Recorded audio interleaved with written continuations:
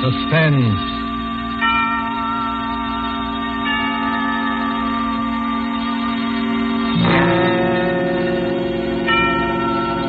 This is the Man in Black, here again to introduce Columbia's program, Suspense.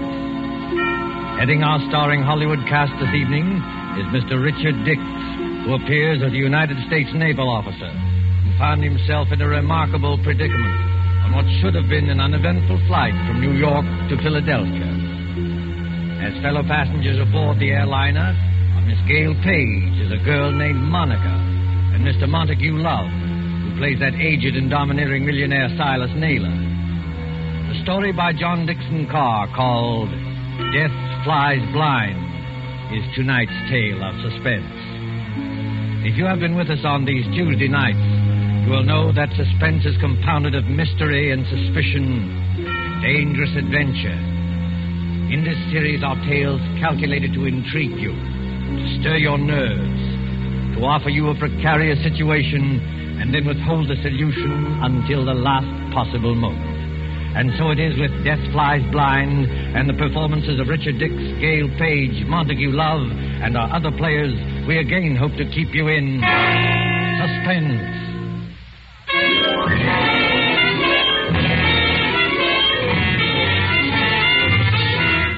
LaGuardia Field, Municipal Airport of New York. LaGuardia Field, vast behind its white buildings. On a gray spring afternoon when rain splashes across the runways, dims the sky, and spatters on the wings of a great silver-painted airliner waiting beyond. Already as the limousine bus from the New York terminus slowly draws up to the waiting shed, you can hear the loudspeaker. 72, New York to Los Angeles. The big limousine bus, besides its driver, contains only two persons. One is a tall young man in United States naval uniform, with the stripes of a lieutenant commander around his sleeve. The other is a tall and dark-haired girl, her face a little frightened and blue. Flight 72, New York to Los Angeles. Plane ready to take off at gate number 6. Have your tickets ready, please. Fred, that can't mean us. Now, take it easy, Monica. We're not too late. They won't go without us. No, I mean it says New York to Los Angeles. That's right, Monica. We're only going to Philadelphia. You're still right, my dear. I arranged for a special stop at Philadelphia. It won't take long, and then they go on non-stop from there. Fred, that's just it. Who's going on from there? Oh, you'd be surprised. This airport bus must hold 20 people, but there's nobody in it except ourselves and the driver. Who's going on to Los Angeles or anywhere else? I was going to tell you about that, Monica. All right, miss. All right, sir. Up under that shed and out the door on the other side. Oh, got your tickets ready? Yes, I got them. All set, Monica? The rain is certainly coming down. Do they take off when it rains like this? Oh, miss, a little rain don't bother them. What does bother them is unsettled weather at other places. You mean it's perfectly safe? They never take off, miss, unless it is safe. You better hurry up now.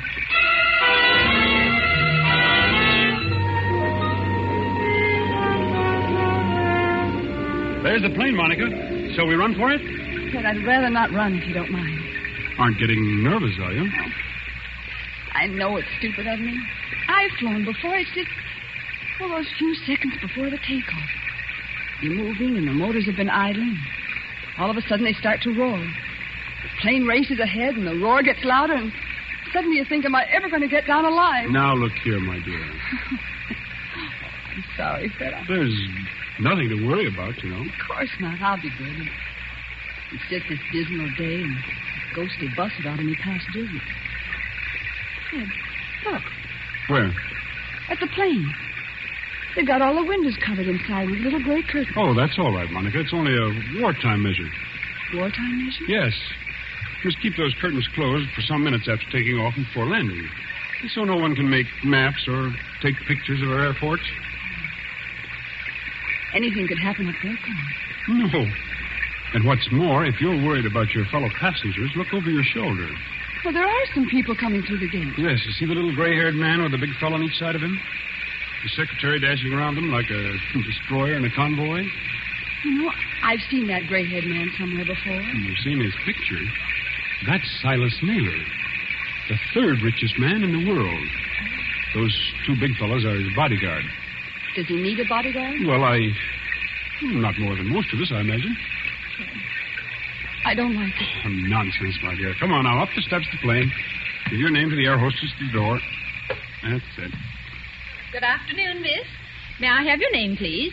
I'm Monica Vale. You're the air hostess? That's right, Miss Vale. Take any seat you like. And you, sir? Onslow, Lieutenant Commander Fred Onslow. Oh, yes, Commander. We've had instructions about you. Happy to have you with us, even if it's only as far as Philadelphia. Thank you. May I take your overcoat or your briefcase? Only the overcoat, please. I'll keep the briefcase. Friend, look there. What is it now?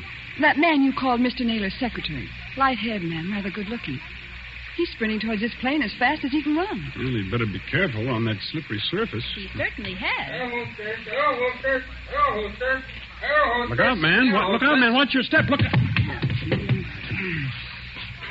Well, are you all right? Here, let me help you up. I'm all right, thanks. Perfectly all right. Air hostess. Yes, sir. My name is Michael Shepard. I'm Mr. Naylor's secretary, and I think there must be some mistake here. Mistake, sir? Yes. When Mr. Naylor travels, he's in the habit of booking every seat in the plane to ensure privacy. Yet we seem to have 2 extra passengers. Well, I'm afraid that's my fault, Mr. Shepard. Indeed, sir. Then would you and the young lady be good enough to take some later plane? I'm sorry. I'm afraid I can't do that. No, and why not? Maybe I ought to explain, Mr. Shepard, that Commander Onslow had last-minute orders to join his ship. He and Miss Vale have priority as far as Philadelphia. Philadelphia. Must we stop there? Only for a few minutes, Mr. Shepard. This is outrageous. Mr. Naylor is traveling, in a sense, on government business. Well, so am I, old man. The Navy often does. That doesn't alter the principle of the thing. I don't want to seem ungracious, you understand. Mr. Naylor is always glad to help our brave soldiers and sailors. For the love of Mike. Now, choir will now sing hymn number 242. Now the But gorgeous this right. time you've gone too far. I shall appeal to Mr. Naylor himself. Mr. Naylor. Yes, Mr. Shepard, I can hear you. What is it? This naval officer, sir, and the young lady. Oh, I know, Shepard, I know. Isn't the plane big enough for all of us? I was only following your orders, Mr. Naylor. You asked for privacy. All right, Shepard. What I'm asking for now is less noise. A lieutenant commander in the Navy, eh? That's right, Mr. Naylor. Off on another fishing trip, I suppose. That's just exactly right, sir. Ever have dispatched yet? No, never. Well, I have. 20,000 a year I pay doctors. And what do they give me? This stump. I'm not surprised you got priority, Commander, but I am a little surprised about the girl. She's my fiancée. Mr. Naylor, Miss Vale. Meet the rest of my family. These 2 bruisers here, including the one with the mouth organ, are my bodyguard, Mr. Cohen. I'm pleased to meet you, Commander. How do you do? This is Mr. O'Reilly. Glad to know you, Commander. How are things going? Hey, Cohen, Kent, don't you ever get tired of playing that mouth organ? Stand away from the doors. I want to close it. Will everyone please take your seats and fasten the seatbelts? Are we ready to take off? Yes, in just a moment. Shepard. O'Reilly. Cohen. Come along to the front of the plane. Yes, sir. Oh, we'll sit in the back here, won't we, Fred? Yes, of course. Fred, is anything wrong? No, of course not. Why, what could be wrong? Well, you'd better sit down. We're starting to move. That's good advice, Commander Onslow. But I must ask you, Miss Vale, not to touch the curtain on the window. Oh, how soon before we can open the curtain? As soon as we're well away from New York. You see that illuminated sign, no smoking, fasten seatbelts? Yes. What about it? When the lights in the sign go out, you can open the curtains and smoke as much as you like. Now, if you'll excuse me. Certainly. You needn't try to fool me, Fred Onslow. I saw you. You saw what? I saw you pick up that scrap of paper one of those men dropped. Why, that wasn't anything, Monica. May I see the paper? No. Why not? Well, because I'd rather you didn't see it, that's all. There is something wrong, isn't there? Look, Monica, let me repeat over and over, what could be wrong? Why, there's Silas Naylor, an internationally famous figure, with a group of trusted attendants. Here's an ACA plane as safe and dependable as the old gray mare. All the same, All the same what? I wish I hadn't brought you along. I wish there was some kind of an emergency cord, like a train, so that you could stop this plane whenever you had it. We're on our way.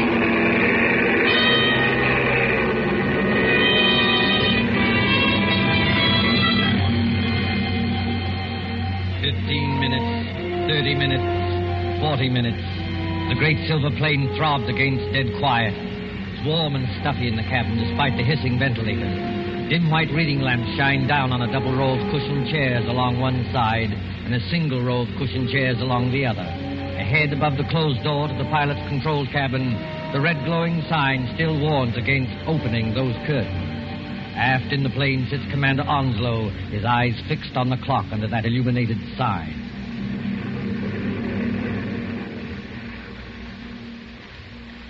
Monica. Yes? What? It's not exactly all right. But why do you say that? Because we should have been in Philadelphia 5 minutes ago. At least we should have been circling over the field. And we're not? No. But we're still 10 or 12,000 feet up if the pressure in my eardrums count for anything. And traveling like a bat out of Hades.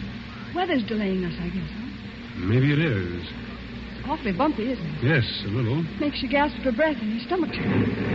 Oh. That was a bad one. Not getting airsick, are you? I don't think so. I wish I had some of that chewing gum they give you. Ring for the air hostess. She'll bring you some. I did ring the bell, Fred, and there's no answer. Oh, she's busy in the pantry back there, that's all. She doesn't hear you. Here, I'll get you some gum. No, wait, I'll go. Sure you're all right? I want to powder my nose anyway. Besides, you're going to have company. Our Mr. Shepard is weaving along this aisle as though he didn't like air pockets either. Well, thank the Lord one of that party's awake up there. I thought they were all dead. Don't say that. Say what? Dead. A spooky plane with everything so quiet and dead itself. Remember how the pilot walked through a while ago and looked around and walked right back to the control cabin again? I didn't notice him. Oh, that's what I mean. It was like a ghost. I'll be right back. Say, Commander Onslow. Yes, Mr. Shepard? Mind if I sit down? Not at all. Go ahead. Fact is, Commander, I want to apologize. Oh, that's all right. Forget it. I'm not such an ill-mannered guy as I must have sounded. It's no joke, you know, taking care of the chief. I've got to go ahead like a cyclone, so that everything would be quiet when he gets there. And it's a great responsibility, too. I can imagine. I go on these long trips. There's the chief, half asleep, and O'Reilly reading detective magazines and Cohen with his mouth organ. Doesn't that mouth organ bother the old boy? No, he likes it. Especially when Cohen plays the old square dances.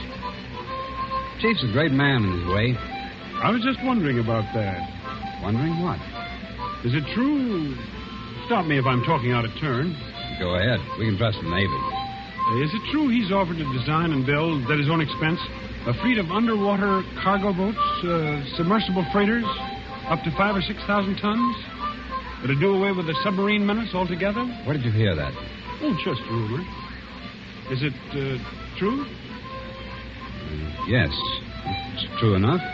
You see, Mr. Shepard, I'm one of the few people who believe that plan is practical. But there must be a lot of people who would like to see Mr. Naylor put out of the way. There are, Commander. Only they can't get at him. You're quite sure of that? Dead sure. Hitler himself isn't better guarded. Why, you could no more shoot or stab or poison the chief than you could... What was that? What happened? Monica? Is anything wrong? Back there? Well, it's all right, sir. It's only a noise in the pantry. We'll see to it. Monica, pull yourself together. What's wrong? It's that air hostess, Miss Lee. Well, what about her? She's lying back in the pantry among the broken dishes with her head all over blood. Somebody beat her over the head and left her there to die. Somebody? Yes. But nobody's gone back to the pantry. Nobody's gone past us Except the pilot, the co-pilot of this plane, remember? Excuse me, Mr. Shepard. I'm going to open the curtains on that window. Do you think it's wise, Commander? We were told not to. Well, we were told a lot of things. I'll just take the responsibility of... Good Lord. There, Monica. Mr. Naylor. Yes, son. What's up? Draw the curtain on your window and take a look down. If O'Reilly and Cohen have got guns, they better keep them handy. Is that so now? Why? Because we're not flying west. We're over the Atlantic Ocean now and headed straight out to sea.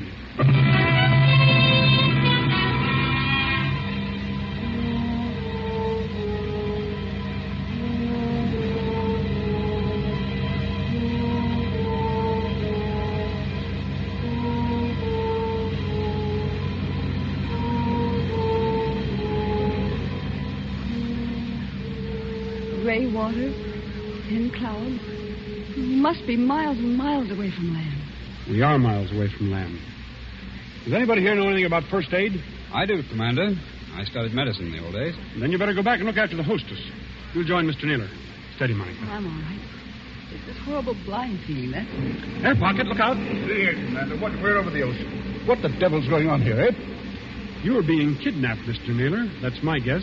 Kidnapped, did you say? Ah, come off it, Commander. We ain't as dumb as that. The pilot and the co-pilot of this plane are fakes. They've replaced the real officers. On a dark day like this, with their raincoat collars turned up, they could have gotten away with it. And hijacked us straight off the airfield. Is that it? Yes, I'm afraid so. The hostess must have spotted one of them and knocked her out. Now, what about the airport? Didn't they know a plane was missing? Well, not until we failed to show up at Philadelphia. The pilot would report by radio telephone about 15 minutes out of New York. But after that, silence. Excuse me, Commander. You say these two fake pilots are still aboard? In that compartment there with the closed door? Yes, that's right. Well, what are we waiting for, Corn? Did we get to work on them? You said it, Barney. Now, wait a minute, both of you. You wouldn't be trying to stop us, would you, Commander? The one thing we don't want is a gunfight 12,000 feet up. Can any of you fly a plane? No, not one of us. Well, neither can I. So if anything happens to those two pilots, how are we going to get down? I see, young fellow. Well, what are you going to do? First of all, we'll try rapping on the door. Have your gun ready. You can count on that, sir. Fred, listen to me. Be quiet, Monica. Has this anything to do with the scrap of paper you picked up off the floor? What scrap of paper, Oh, Commander? never mind, sir. Why, this door, it's unlocked. Unlocked? Now, don't take any fool chances, young fella. The way I always did when I was your age. Stand to one side when you open that door. Let Conan and O'Reilly take care of it. Good Lord. Well, the control cabin is empty. There's nobody at the controls. You mean we're flying without a pilot? Yes. See that stick move back and forth? As though a ghost had hold of it? Those crooks do. They set the automatic controls. It's a gyroscope attachment that keeps her steady. And then they must have bailed out. And what's going to happen to us? You see, Monica, the fact is... Go on, Fred. Tell me the truth. I'll know if you don't. Well, we'll go on until our gas runs out or until a storm hits us. Then we'll dive into the sea. It's as good a way of killing Mr. Naylor as any. I see, son. Have we got any chance at all? Frankly, I don't know. Wait till I get a look inside of that control cabin. Holy Mother, that's delicious. Owen, stop it. Stop it! Yeah, Mr. Naylor? Stop playing that infernal mouth organ. Or if you must play it, play something cheerful. Yes, sure, Mr. Naylor, sure. How long do you think it'll be before we... Quiet, Cohen. Here's the commander back again. Well, young fella. The radio telephone's out of order. We can't signal. Fred, what about those patrol ships? You said they're 200 miles out to watch for unidentified aircraft. Won't they see us? They've seen us already, I expect. They'll send for an Army fighter plane to investigate, but... Oh, what can it do? Yeah. Shoot us down, maybe, huh? That's fine. If only somebody could fly the plane. Well, nobody can, Skipper, so think of something else. See, Mr. Naylor, I was wrong. Wrong, son. About what? One of your party, and I can guess which one, dropped a torn piece of paper. There was a line of writing on it, probably the end of some instructions. Well? Those instructions ended, you should land just as your fuel fails at 7 o'clock a.m. You should land just as your fuel fails at 7 o'clock a.m. But that might not have anything to do with us, son. What made you suspicious of it? Because it was written in German. In German? Quiet, Cohen. I can't hear myself think. Okay, Mr. Naylor. I'm sorry. I thought the fake pilots were kidnapping you, maybe abroad. There's not enough fuel for that, is there? Well, if there's enough fuel for Los Angeles, then there's enough for Europe. Well, that won't work. They bailed out and left us to crash. Excuse me, sir, but it's getting black as pitch out there. I think there's a storm coming up. What happens when that hits us? Plenty, O'Reilly. Plenty. Yeah, well, I was afraid of that. If only somebody could fly this plane, I could navigate it. Navigate it? Yes. You have to learn aerial navigation in my business. With enough figuring, I might even set a new course and try the automatic controls on it. No, I don't dare handle the ship. Wait a minute. I know a way out of this. Well, then speak up, miss. There's a 90-mile wind going to hit us any minute. The air hostess, of course. Miss Lee, what about her? I remember reading somewhere that most air hostesses get flying instructions when they've been with the company for a given length of time. You know, Miss Vale, that's true. There was a girl of Inter Airways who told me the same thing. And if this one can even make a try at landing a plane, we may get back to New York yet. I thought you said she'd been knocked out. Well, she is and badly hurt, but there's just a chance that maybe she's... There's Shepard, coming back from the pantry. Anybody got a drink? Wasn't very pleasant back there. How is she? You know, we were just wondering whether Miss Lee might be in any shape to pilot the plane. Pilot the plane? Why in blazes should she pilot the plane? There's no time to explain now, Shepard. But we're bound for Davy Jones unless something's done. Could she do it? No. Not even if we revived her? Not if all the doctors on Earth stood at her side. Why, but I don't think you understand, sir. Miss Lee has just died.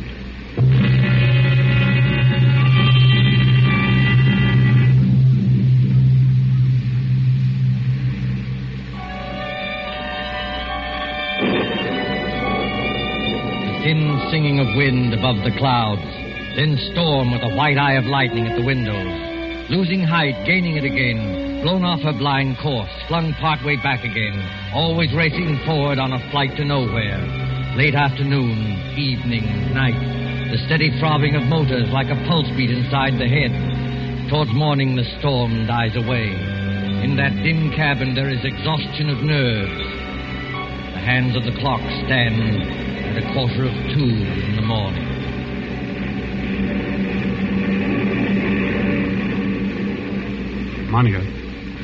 Monica, wake up. What? Oh. Shh. It's Fred. Now keep your voice down. Have I been asleep? Yes, for a couple of hours. They say condemned criminals sleep on the night before their execution.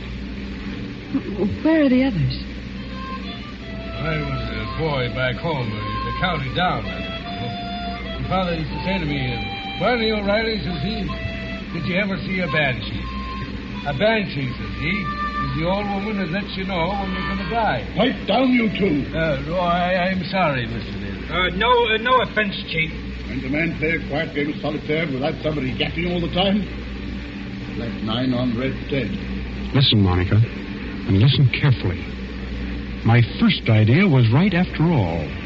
What are you talking about? There's somebody aboard this ship who can fly a plane. Shh. There is. I proved it by the automatic controls. Proved it how? If those controls had stayed as they originally were, the side winds would have blown us clear off our course. But we're still on our course. That shows that somebody's been sneaking in there and setting us right again when we do stray. Then you mean... I mean we're headed for somewhere. We're being taken somewhere. But we may outwit this gentleman yet.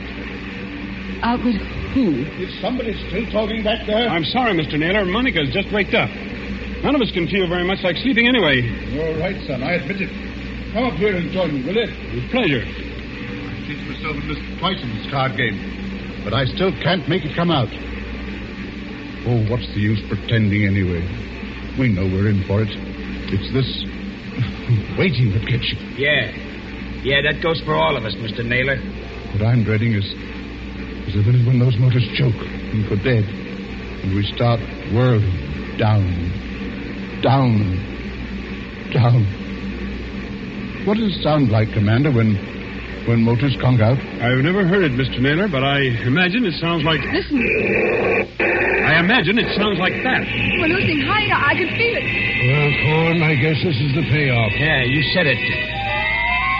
Look here, Mr. Naylor, we can't be out of fuel. Because it's too early. Look at the clock. It's only 5 minutes to 2 o'clock. I beg your pardon, old man. It's 5 minutes to 7 o'clock. 7 o'clock? Are you crazy? No. Haven't you forgotten the cross-ocean changes in time? By George, the commander's right. European time is 5 hours ahead of our time. If you don't believe me, just notice that it's getting daylight outside. I was thinking of that message. You should land just as your fuel fails at 7 o'clock a.m. Stand perfectly still, all of you. Yeah, what's got into little Lord Fauntleroy? I'll show you what's got into me, my friend. Yes, I rather thought you would. I shall go into that control cabin. Follow me if you like. I shall sit down at the controls, and I shall bring this plane safely to the ground. Safely to the ground? Where? In Germany, of course. Germany? Don't pull a gun, Cohen. If you plug him, we're all done for. That is good advice, Mr. Cohen. I might add that we're getting closer to the ground every minute. For the love of... Do I take control? Yes, go ahead, but we're following you. Follow by all means. All right. Let's get comfortable here. I take up my position, so. There's fog below. Can you see? Well enough, Miss Dale. Well enough. We must go down rather quickly. And I can't help if it's somewhat rough on your ears. You young swine, what's the idea? The idea, dear patron, is to bring you and your plans for a submarine freighter to a country which will appreciate them. And those two fake pilots? They were colleagues of mine. Unfortunately, if they had remained, your pug uglies would have started a gunfight, and none of us might have got here. Well? So they left by parachute. And I brought you safely, without blood or toil, into the boundaries of the Third Reich. You're going down too fast, man. Now take it easy. I am perfectly in command, thank you. Look out! The trees, they're coming straight up at us.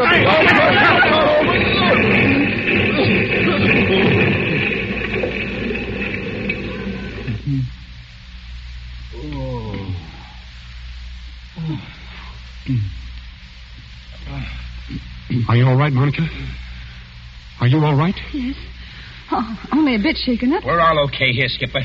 Shall I give this guy the works now before they come to get us? No, don't shoot. Let him alone. That also is good advice. And now, my friends, my mission is ended. I stand up on the pilot's chair. I throw open this glass hatch. And to all Germany, to all the world, I cry. Dies ist das gestohlene Flugzeug im Begriff zu landen auf Feld Nummer 21. Heil Hitler! Well, strike me blind if it ain't another one. Yes, first Rudolph S. and now this bloke. What do you suppose they want over here? English. Why are you speaking English? Why, Cocky? It's an even habit we've got in this country. This isn't England. Oh, yes, it is. Better climb out of here and with your hands up. But it can't be.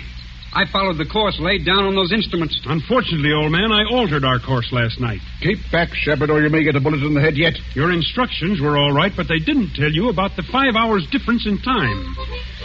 When we got to the right navigation point, I let the fuel out of the tanks and made you think we were landing in Germany.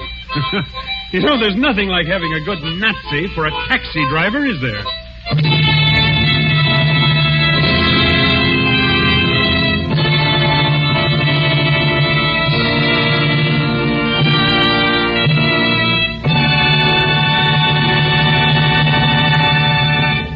And so ends Death Flies Blind, starring Richard Dix with Gail Page and Montague Love.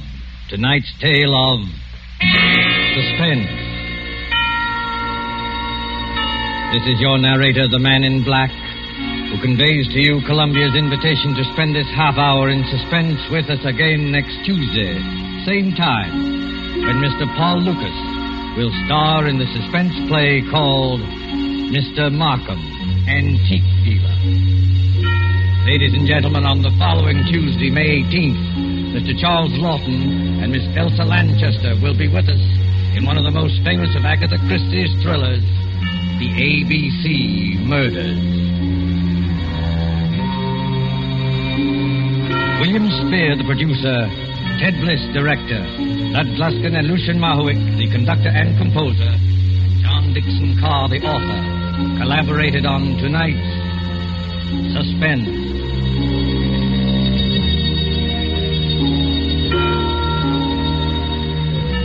This is the Columbia Broadcasting System.